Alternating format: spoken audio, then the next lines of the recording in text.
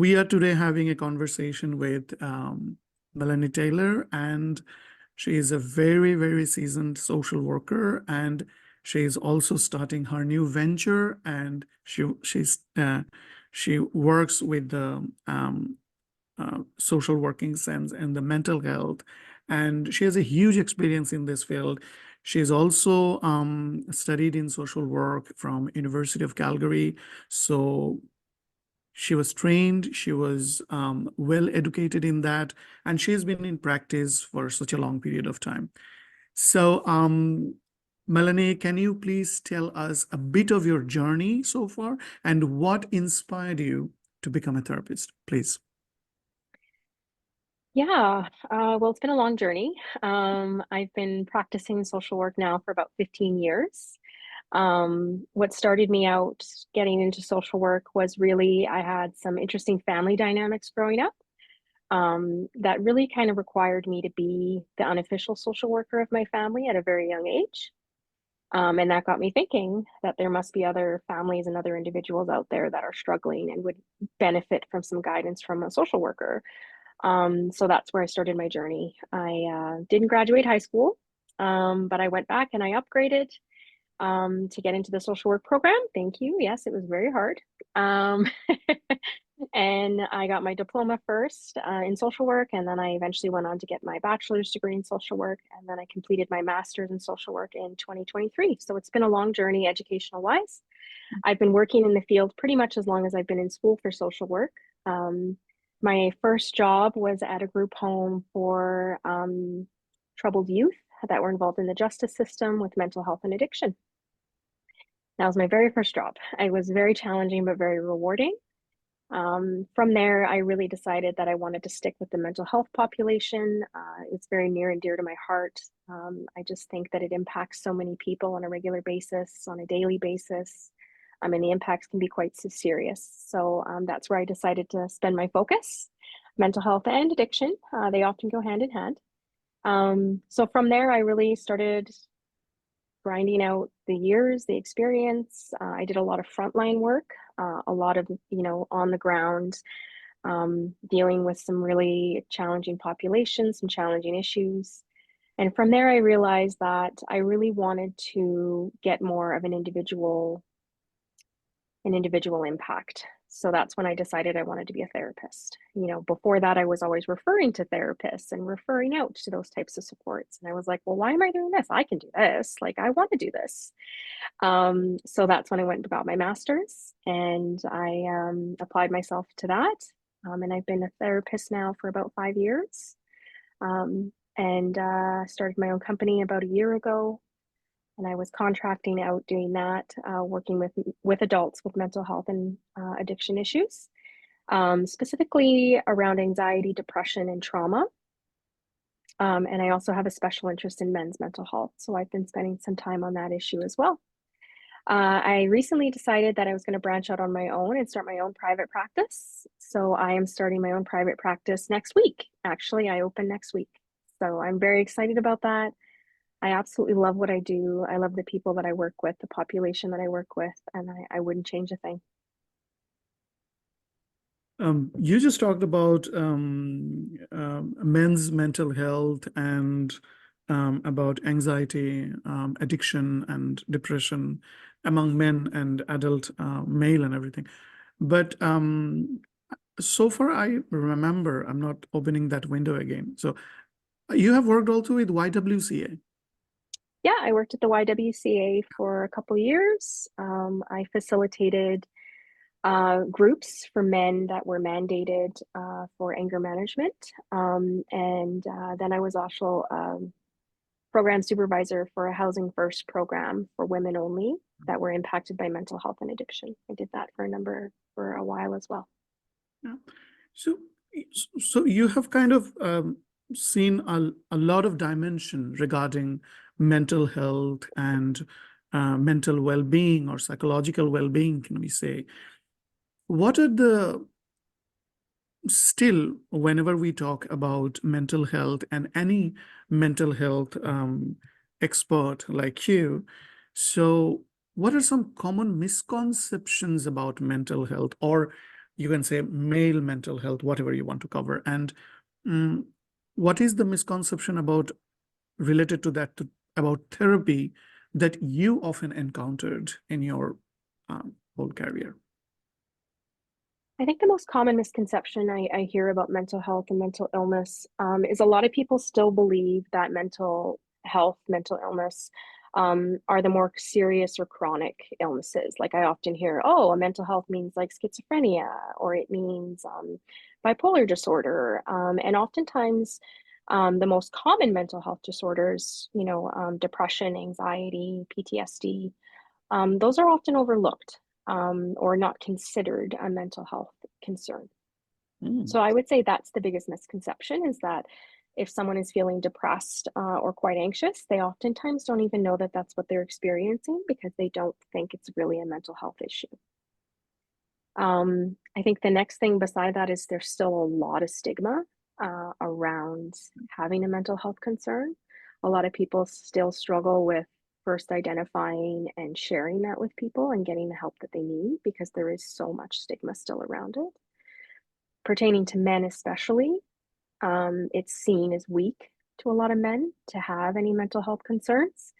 That it means that they're weak, they're less of a man, they're not strong enough, and all those types of thoughts and beliefs kind of go hand in hand with that. So men are in Canada, they're only 30% of what make up the population that actually receives support for mental health concerns.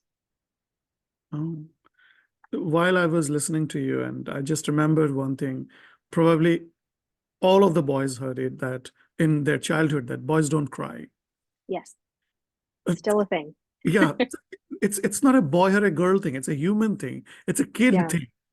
You, absolutely. you are hurt, Yeah, you are crying. yes, It was so implanted in some of the, can we call it negative socialization kind of thing? absolutely. Yeah, Yeah. So absolutely. these are the things that, yeah, sometimes it works in that way. Okay, that leads to the third question. How, like, whenever someone comes to you or whenever you are talking to someone, so how can someone recognize that if they might benefit from therapy, or even if they don't have a diagnosed mental condition, but how do one person can understand or can identify that, okay, at this point, it would be very, very helpful if I talk to a therapist. So I'm a little bit biased. Yeah. I believe everyone should be in therapy at some point in their lives. I think that it's a beneficial tool. And what I'll often say to people is why wait? Like at some point in your life, you're going to need that connection because the statistics with how you're going to be either directly impacted or have a family member or friend that's impacted by mental health or mental illness is staggering. At some point, it's going to get tough. So why not make that connection now? But a lot of people that do come to me, they're coming to me because they're almost at that point where it's becoming too much. So they wait a little too long. It's starting to feel overwhelming. It's starting to feel like they can't manage or cope. Their level of functioning has gone down. And then that's when they're reaching out. Um, does that answer the question? I really feel like everyone should kind of have that connection sooner rather than later. You don't have to be in it forever for the rest of your life every day. But certainly having someone that you can pick up the phone and call and book an appointment with when it is getting tough, I think is incredibly beneficial for everyone. It is sometimes I think that people think that I need to fix myself. It is not that. It is like taking advice from professionals, taking advice from experts. We always do that. Yes, We always absolutely. do that. So why not about my inner self? Why not is that? But Absolutely. sometimes, yeah, but we are sometimes. Um, our daily life is full of stress. It is full of anxieties. Some of the times we are pulled off here and there. It is overwhelming and everything. From your learned experience and from your academic learning and from your practical experience, what are some pragmatic strategies that we can manage stress and anxiety in our daily lives? Like anecdotes, yeah. I think the first thing that I would say is first identify and acknowledge that you're feeling stressed out or you're feeling overwhelmed or you're feeling anxious or you're feeling sad, whatever you may be feeling. I think the tendency is for people to avoid or push it down. or distract themselves from it. And that actually compounds the anxiety, stress, and worry, right? And then eventually what ends up happening is it bubbles up and then we feel really overwhelmed or we feel like we can't manage. So what I would say is take it as it comes. So identify, I'm feeling a little off today. I'm feeling stressed out. I'm feeling overwhelmed. Feel it. So don't engage in any avoidance or any distracting behaviors. Just sit with it. Okay, I'm feeling anxious. This is how I'm feeling right now. If you need to do some breathing exercises, do some breathing exercises. If you need to do some grounding techniques, there's a ton of them. You can Google them. Do something to kind of center yourself and bring yourself into the present moment to really feel what you're feeling. Emotions are like waves. They will go up and they will peak, but they will come down. So having the faith that that will happen, right? Okay, I'm feeling this way right now, but I won't be as soon as this passes. If it's not passing and it's taking a really long time, then we would engage in some self-soothing, and that's different for everybody. That could be going for a walk. That could be putting on some music. That could be, I have some people that really enjoy gardening. They'll go out to their garden. Then it's okay to do those things to kind of cope and manage with it as it comes. But my first suggestion is always, you need to feel it.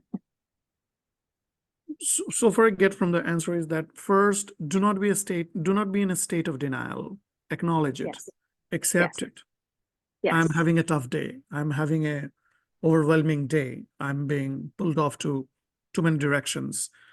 Acknowledge it, gather yourself together, and then find the coping mechanism.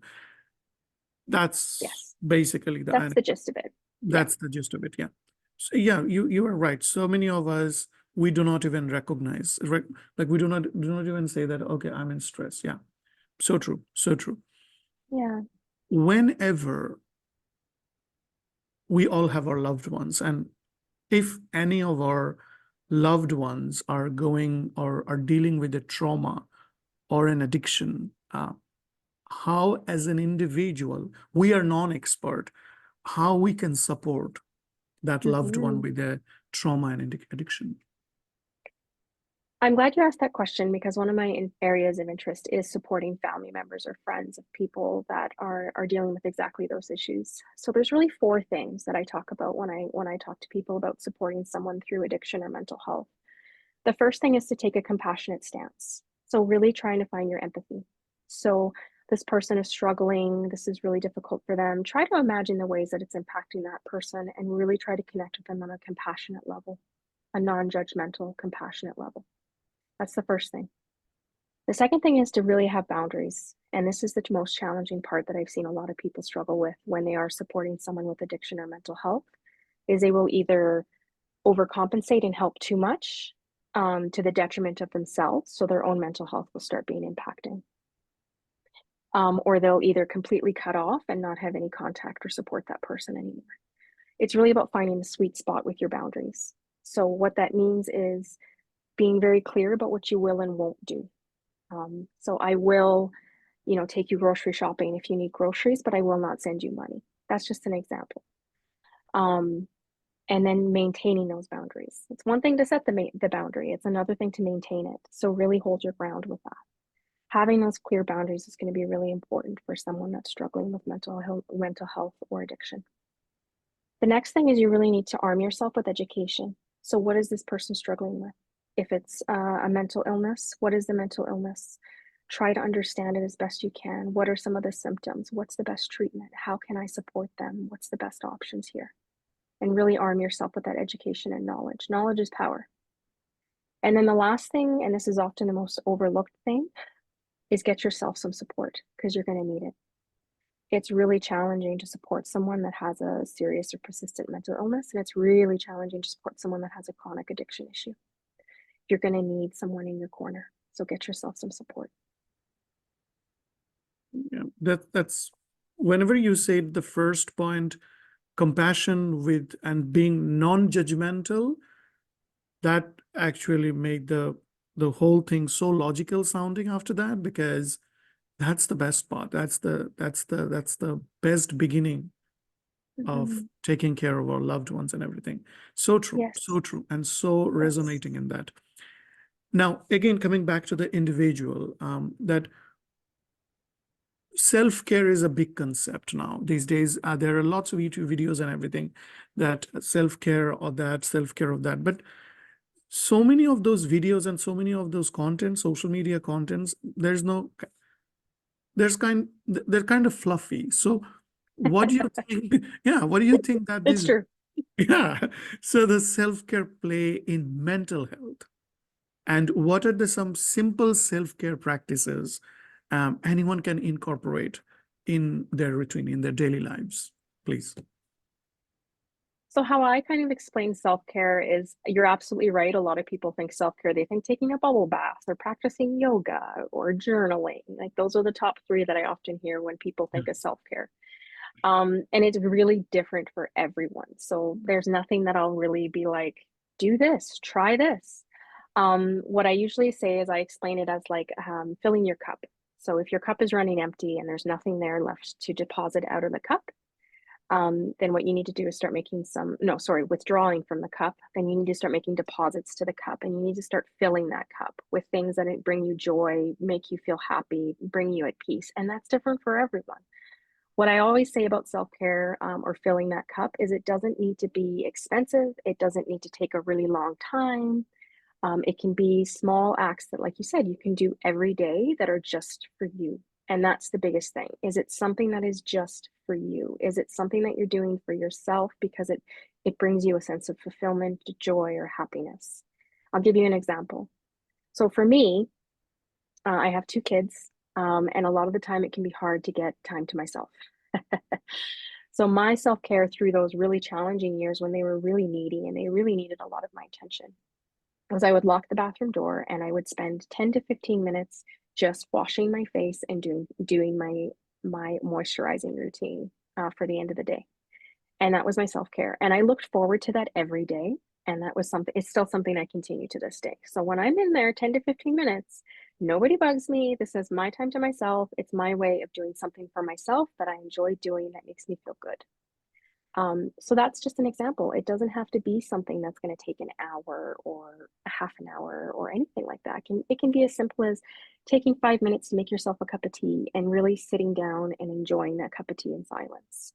Um, and like I said, I wish I could give you a list, but it's different for everyone. It's really about cultivating that and finding out for yourself what works best for you and what really kind of adds to that cup. So that's exactly a very logical stance, because every person is individualistic and every person is different. We are all Yes. unique. So Yes. obviously, we should not follow a cookie cutter approach or one size No. doesn't fit all. Never. No, absolutely not. I agree. Yeah, no, there's no cookie cutter. There's no three things that I can No, recommend because no. it's going to be different for everyone.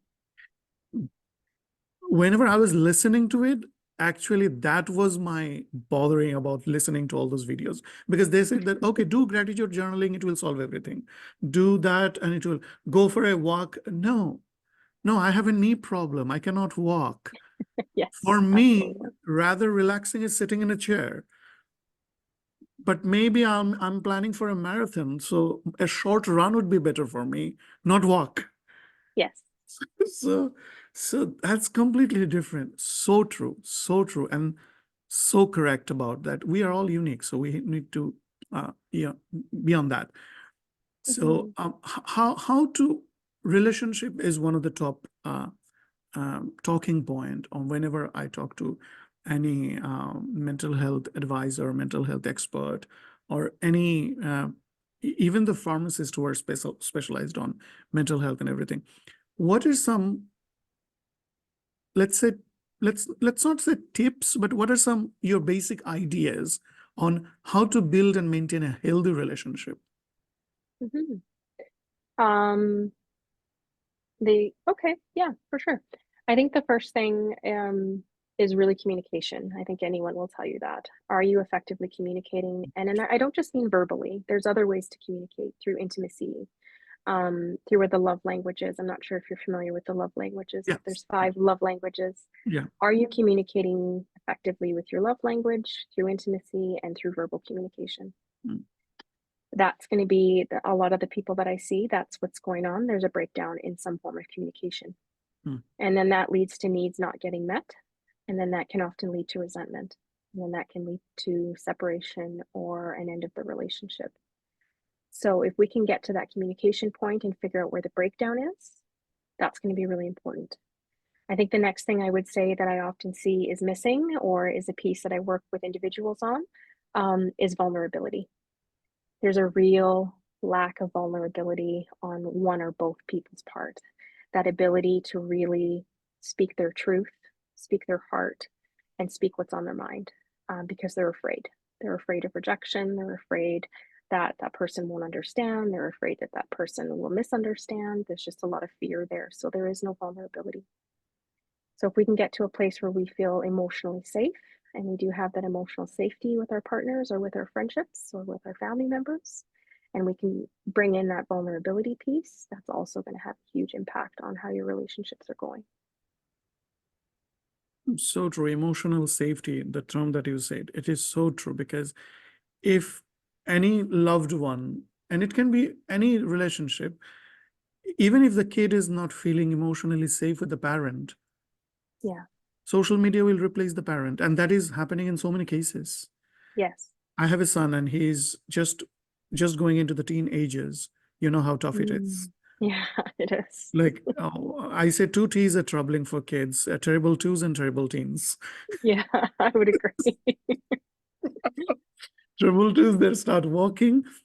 Terrible teens, that they're starting exploring the world. So it's like, and I always say, I do not know how they will follow, but I always say, whatever you do, whatever you feel, even if you can't share with your mom, because at the end of the day, she's a lady, it will be a man-to-man talk. Yeah. That's it. So I do not know how it will work, but that emotional safety. But after hearing it from you today, I will be crafting my conversation with my son in that way, so that it can Oh, be I'm a more glad. healthy one. No, it will Yeah, help me a lot in that ground, at least. I'm good. like immediately benefited. Um, so you were in this therapy and you are talking with a group, you are helping people, you have been helping people in so many grounds, finding housing, dealing with anger management issues whenever people are struggling with addictions and everything. So you have seen quite the ground in the therapy map of the geography of the therapy. So how has the field of therapy evolved over the years, especially with the advent of technology and in some cases online therapy? We are doing it Mhm. online these days, after specifically after COVID. So how this field of therapy has evolved, and just for to educate our readers that how is it going in that direction, in which direction it is going, and how it has evolved so far, please. I think my observation has been over the years, there's really been a shift from what we call solution focused therapy. So, what's the problem? Let's fix it. Very surface level. And there's nothing wrong with solution focused therapy. I will do it too, depending on the person's needs and what they've identified as their goals. There's now been a really big shift, in my opinion, in terms of getting to the deeper stuff, getting to the trauma, identifying trauma, really processing the trauma, identifying the origins and roots of what's going on. And I think that's been a huge shift over the years. I think with COVID, obviously, a lot of things shifted online. So that has reached a lot more people. So there's been more inclusivity that way. It's been more accessible. And then in terms of, I think what I've also observed is there's just so many different modalities now that you can be trained in, like emotion focused, EMDR, ART. There's just so many different modalities and interventions out there. It's almost hard to keep up from a therapist perspective. There's just always a training, and there's always something to learn about, and there's always, and that's what I love about it. I wouldn't change that. But that's also something that I've really observed, is there's just so much now that can be offered, which is great. Mm. And what was the first phrase that you have said that it is shifted from there?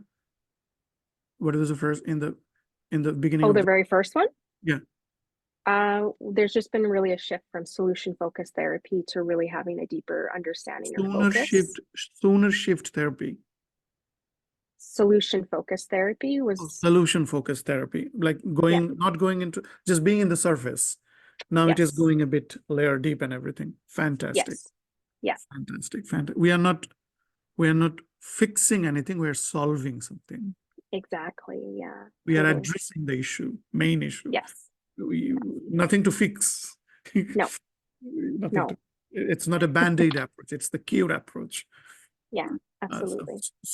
that in a layman's understanding, I understood, obviously. Yes. Oh, good. No, thank you. Thank you. If someone is hesitant that, oh no, I'll not go to the therapist or I'll not look for therapy, um, sometimes people are hesitant. Then they do not feel, they want to keep their vulnerability inside themselves. They don't want to, they think that they will be exposed to an unknown person. There are so many issues. Sometimes whenever we are hesitant to go to therapists, what would be your advice to those people? My advice to them is to really interview and take it seriously. So a lot of therapists now will offer complimentary introduction calls where you can talk to them over the phone, you can have a Zoom session, and you just get to know them. You can ask all your questions. You can see if it's a good fit. I would take that seriously. I would find, at least 3 that you want to meet with and have that conversation first and see if they're a good fit. Because this is an important relationship that you're starting out with here. You want to make sure that it feels right. So once you've made the decision to get into therapy, I would start interviewing. And you're really the person making the decisions here. You're calling the shots. So you have that power to decide who's going to be the person for you. Who are you going to connect with? So I wouldn't just recommend picking someone on the internet or, and then just booking right in. I don't recommend that. I will have people do that from time to time, and it's worked out, thankfully. But I always wonder, I'm like, you should probably talk to me first and make sure this is a good fit. Because if it isn't, then, it's kind of an expensive venture, mentally and financially, right? You're making an investment into that. So that would be my first thing that I would say to people is do the research, meet with them first, and make sure it's a good fit before you start down that journey. Yeah. No, it's true because, and whenever that's where comes the next question, and I think it will be the second last question because the number 11 question you have already answered in your previous answer. So we talk with a lot of corporate people, and we are also a startup, and it's a complete chaotic work. You know this because you're starting it. Like you have to wear so many hats in the day. Yes, Like absolutely. in any point of given time, any kind of challenges will come and in from a totally unseen corner. So how can workplace better support mental health of their employees? Oh, yeah. Well, from what I've seen it go both ways, right? In my experience working in non-for-profit, but also working for the large corporation or company, Alberta Health Services. I worked with them for a number of years. So Yes. I've seen it on both ends. Yeah. My own personal experience is what you really need to do is you need to have opportunities to connect and debrief with your staff. So that can be either through an HR representative, it could be through an employee and family assistance program. Make sure that there's opportunities for people to connect with professionals to talk about what their experiences are and what they have been. That would be my first thing. I think what also is really important, and I have seen larger corporations that have the budgets to do these things, is obviously bring in outside sources to kind of give presentations or offer workshops on mental health, on burnout, and really make burnout kind of an open conversation that's happening all the time. So, hey, how are you feeling? Oh, I'm feeling pretty burnt out. Okay, well, let's talk about that. How can we help with that? What ways can we support you? And really supporting each other. Not just what I often see in large corporations is it's the employee and then their supervisor or boss, and it's that dynamic that they're relying on support. I think we need to get more to like a team picture. So how can the team support one another, not just that dynamic between the boss and the employee? Make it a culture shift. So as a team, we support one another. If one of our teammates is feeling more burnt out or overwhelmed, how can we as a team jump in and support them? So really kind of taking away that individualistic approach and making it more about the team, the culture, the environment, I think would be so important. Yeah, I still remember whenever I was doing my master's in EFT. So in my one of my HR professor, she was teaching organizational development. She used to always say, um, uh, do you know what team means? So we all think that, okay, team is teamwork and everything. She used to say, team is together, each of us achieves more. Oh, I love that. Yeah, absolutely. That's so true. Team is that. So together, each of us achieves more, and always open conversation. Yes. So, so whenever you're saying that, I said it is so true. It is so true. And if we don't do that, and another important, very important thing you mentioned, that move from that power dynamics to team dynamics. Yes. It's so important cultural shift. Absolutely. In HR, we emphasize it so much that we have to do that and everything. Mm-hmm. Lastly, if for our readers, just to educate commonly or educate themselves, is there any recommendation from you, any resources, any books, any apps, or anything so that they can be kind of like a brush of understanding, beginner's understanding of mental wealth, in any website you suggest or anything? There's so many books that I love and recommend to a lot of the people that I support. There's a variety of topics. I would say if it's in relation to trauma, and everyone has trauma to some degree, let's be honest. We've all experienced something that would fall under the definition of trauma. There's this amazing book called The Body Keeps the Score. And that's the first one that I always kind of recommend. With the blue cover and the cartoonish figure. Yes, That's one? yes. Yeah. That's Yeah, exactly in our library, office library. perfect. That's an amazing book. And he's got an amazing series of YouTube videos from the author, and he talks about the book and trauma. Oh, And I always recommend, if you don't want to read the book, jump on YouTube and search up the author, and you'll find some really great resources there. okay. I didn't know that. Another, We'll look. yeah, he's great. Ah, he's great. And then another one that I often recommend is from Brene Brown, and she's kind of very pop culture right now, and I get that, but it's one of her first books, and I absolutely love it. It's very small, a quick read. It's called The Gifts of Imperfection, and it really talks about finding your own value and seeing seeing how your imperfections or shortcomings can actually be strengths, can actually bring value to the world and to yourself. And it's really about vulnerability. I love the book. It's so great. I recommend everyone read that one. Those would be my two. And then in terms of addiction, there's an author, a doctor that I often recommend. He's one of the gurus that I follow when it comes to mental health. He has a number of books, a number of books. His name is Gabor Mate. He has a new book out, The Myth of Normal, and it's a wonderful book too. So he's also got a number of YouTube videos you can watch. He's very well known, especially he's just from Vancouver, actually, in Canada.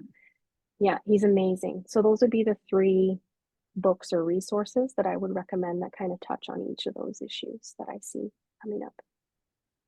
Fantastic. I think our readers will be, first of all, they will love reading this article and everything, and they will be very, very happy to, those who are interested will be going through the book. Thank you very much. We can't express how grateful we are. Thank you very much for your time. Oh, thank you very much for reaching out. I really enjoyed this. Thank you. Thank you.